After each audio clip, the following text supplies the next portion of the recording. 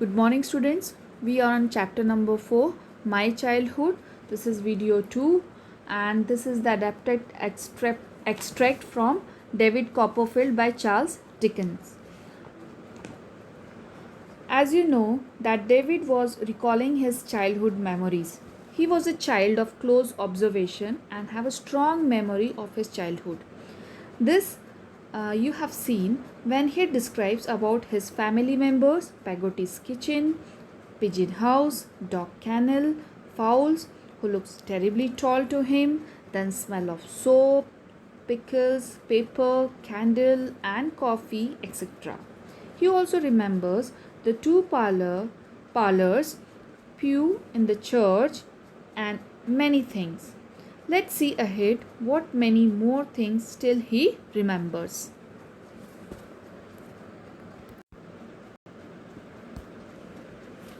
And now I see the outside of our house with the latticed bedroom, windows standing open to let in the sweet smelling air, and the ragged old rook's nest still dangling in the elm trees at the bottom of the front garden.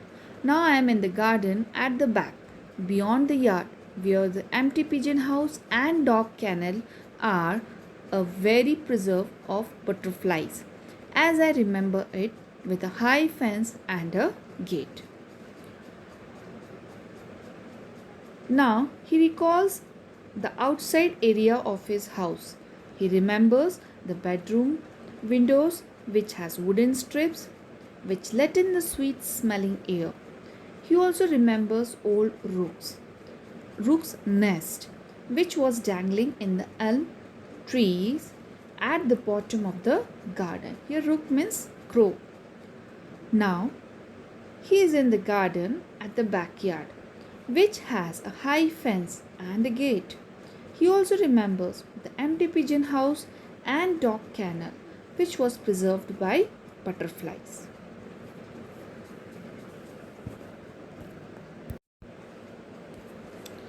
The gate was locked with a great heavy padlock.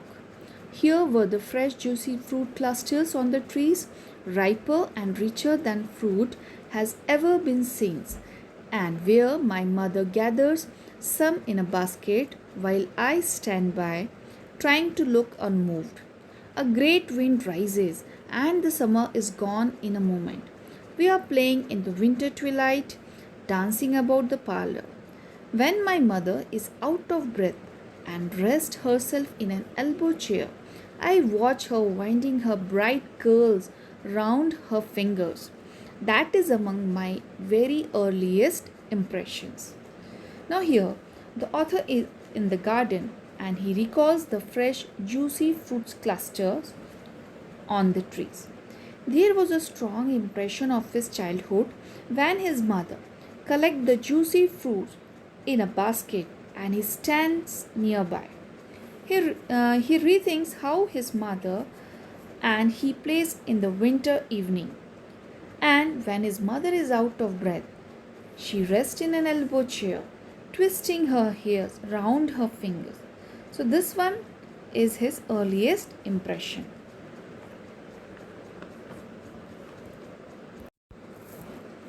Peggotty and I were sitting one night by the parlor fire alone.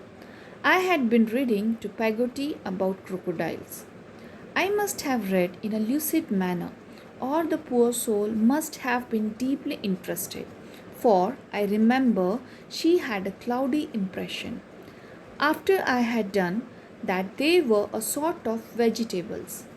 I was tired of reading and dead sleepy, but having leave as a high treat to sit up until my mother came home from spending the evening at a neighbor's, I would rather have tied upon my post than have gone to bed.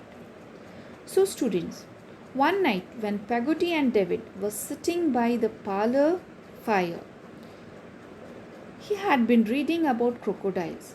He read in an easy manner to make it quite interesting for Peggotty to understand, but the author remembers partially that after reading about crocodile, Peggotty had impression of a sort of vegetables, means Peggotty imagines crocodiles as they were the vegetables. He was so much tired of reading that he was very sleepy, but he has to sit up till his mother returned home from spending the evening at a neighbor's house. He was very much sleepy that he was about to fall on his book, rather going to bed. Here lucid means easy to understand. I had reached that stage of sleepiness when Peggotty seemed to swell and grow immensely large. I propped my eyelids open with my two forefingers and looked at her as she sat at work. At the little bit of wax candle she kept for her thread, how old it looked, being so wrinkled in all directions.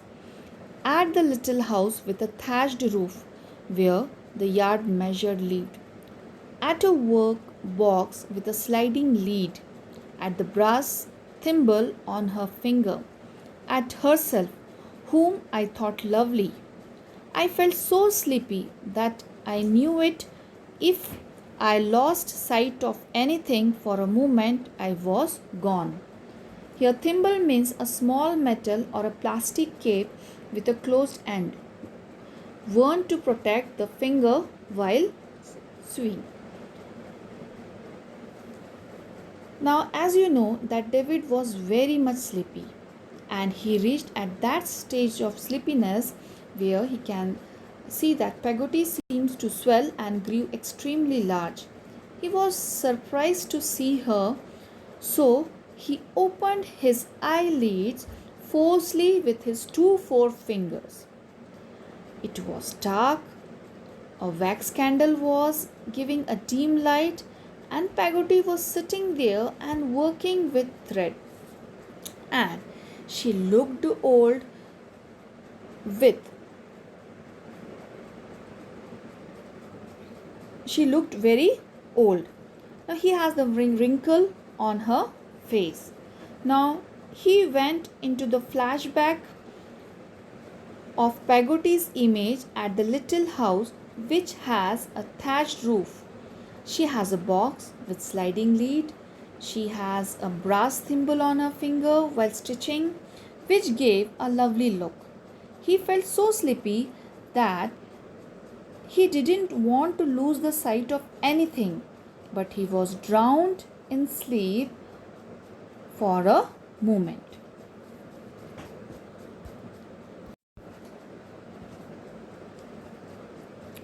Then I woke up with a start. I couldn't quite understand why Peggotty was so ready to go back to the crocodiles. However, we returned to those monsters with fresh wakefulness on my part, and we left their eggs in the sand for the sun to hatch. And we ran away from them and baffled them by constantly turning, which they were unable to do quickly on account of their uh, unwieldy make. We went into the water after them and put sharp pieces of timber down their throats, and in short, we ran the whole crocodile gotland.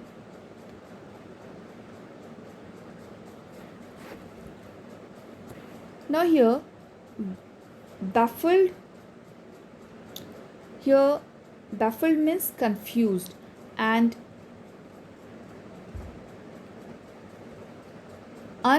unwittingly means large or disappropriate, and gauntlet means go through an intimidating or dangerous experience. Then when here the author woke up, author couldn't understand why Peggotty wants him to read about crocodile. So the author again started his reading about crocodiles, which he mentioned as a monster. They read about their eggs, which were in the sand to hatch. Now, students, you have to keep in mind that the description is given is just an imagination of whatever the author and Peggotty read. So, the author remembers that he read about crocodiles and then turned their eggs and confused them. Confused whom? The crocodiles. By turning their eggs, which the crocodiles were unable to do quickly due to their large body, or we can say heavy weight.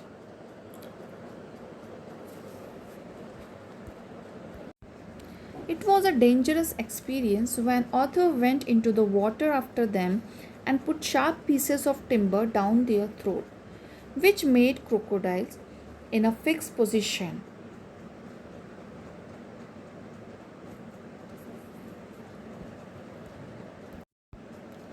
I did, at least, but I had my doubts of Pagoti. We had exhausted the crocodiles and begun with the alligators when the garden bell rang. We went out to the door, and there was my mother, looking unusually pretty, and with her a gentleman with beautiful black hair and whiskers, who had walked home with us from church last Sunday. So, here the author understood everything about the crocodiles very well, but he had a doubt about Pagoti. Now, they were exhausted to read about the crocodiles, and then they began to read about the alligators.